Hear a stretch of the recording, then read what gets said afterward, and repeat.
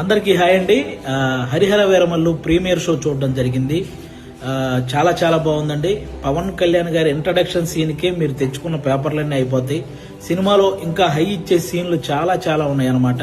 ముఖ్యంగా క్లైమాక్స్ లో పవన్ కళ్యాణ్ గారు కంపోజ్ చేసిన ఫైట్, దాని వెనక కీరవాణి గారు ఇచ్చిన బ్యాక్గ్రౌండ్ స్కోరు లిటరల్ గా మీ అందరికి గూస్ బంప్స్ తెప్పిస్తాయి. ఆ హైతోనే మీరు అందరూ థియేటర్ నుంచి బయటకు వస్తారు. ప్రతి ఒక్కరూ కూడా ఫ్యామిలీతో వెళ్లి వీరమల్లు చేసిన పోరాటాన్ని థియేటర్ ఎక్స్పీరియన్స్ చేయాలని మనస్ఫూర్తిగా కోరుకుంటున్నాను. ముఖ్యంగా నేను ఈ సినిమా షూటింగ్ అప్పుడు చాలాసార్లు సెట్కి వెళ్ళాను. పవన్ కళ్యాణ్ గారు అభిమానులకు నచ్చే సినిమా తీయాలని ప్రతి సీన్ మీద కూడా చాలా కేర్ తీసుకొని చేశారు. అది ఈరోజు స్క్రీన్ మీద కనిపించింది. క్లైమాక్స్ లో ప్రతి అభిమానిని కదిలించింది. ముఖ్యంగా ఆయన అంటే ఎప్పుడో ఒకసారి అభిమానుల కోసం ఒక హిట్ దేవుడు అని కోరుకుంటే గబ్బర్ సింగ్ వచ్చింది. ఆ తర్వాత మళ్ళీ ఇప్పుడే అభిమానుల కోసం ఒక హిట్ దేవుడు అని కోరుకున్నారు, మనకి హరిహర వీరమల్లు వచ్చింది. మీరు ఆఫ్ స్క్రీన్ లో ధర్మం కోసం పోరాడిన పవన్ కళ్యాణ్ గారిని చూశారు. ఆన్ స్క్రీన్ లో ధర్మం కోసం పోరాడుతున్న హరిహర వీరమల్లును కూడా చూసి ఎంజాయ్ చేయాలని మనస్ఫూర్తిగా కోరుకుంటున్నాను.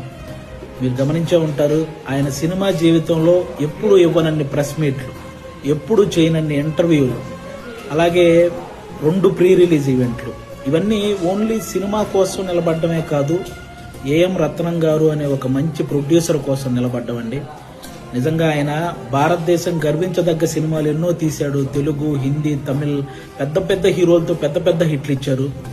ఈరోజు పవన్ కళ్యాణ్ గారితో ఆయన పొలిటికల్ షెడ్యూల్ని దృష్టిలో పెట్టుకుని దానికి తగ్గట్టు సినిమా షెడ్యూల్ని వేసి అక్కడ పొలిటికల్ కెరీర్లో ఆయన ఒక మైలురాయి సాధించడానికి, అలాగే సినిమా కెరియర్లో ఇంకొక మైలురాయి సాధించడానికి తోడ్పడిన ఒక మంచి ప్రొడ్యూసర్ అండి ఏఎం రత్నం గారు. ఆయనకు కూడా మనందరం అండగా నిలబడాలని కోరుకోవటం కాదు, వేడుకుంటున్నాను. అందరూ ప్రతి ఒక్కరూ వెళ్ళి ఫ్యామిలీతో ఈ సినిమా చూడాలి. అలాగే ఆల్మోస్ట్ 30 సంవత్సరాల నుంచి పవన్ కళ్యాణ్ గారు సినిమాల ద్వారా మనల్ని ఎంటర్టైన్ చేశారు. పాలిటిక్స్ ద్వారా ఎన్నో అవమానాలు పడ్డారు. కష్టాల్లో ఉన్న ఎంతో మందిని ఆదుకున్నారు. అలాంటి వ్యక్తి ఎప్పుడో కానీ మనస్ఫూర్తిగా ఒక మాట అడగడు, సినిమా చూడండి అని. కాబట్టి ఆయన్ని అంటే ఇంకో 3 సినిమాల తర్వాత ఆయన మళ్ళీ కొన్ని సంవత్సరాలు సినిమాలు చేస్తాడో లేదో కూడా తెలియదు. అలాంటి వ్యక్తికి మనం ఈ 3 సినిమాలు ఆయన గుర్తుంచుకునే విధంగా, ఆయన గుర్తు పెట్టుకునే విధంగా విజయాన్ని అందించాలని మనం మనస్ఫూర్తిగా కోరుకుంటున్నాను. పవన్ కళ్యాణ్ గారి అభిమానులు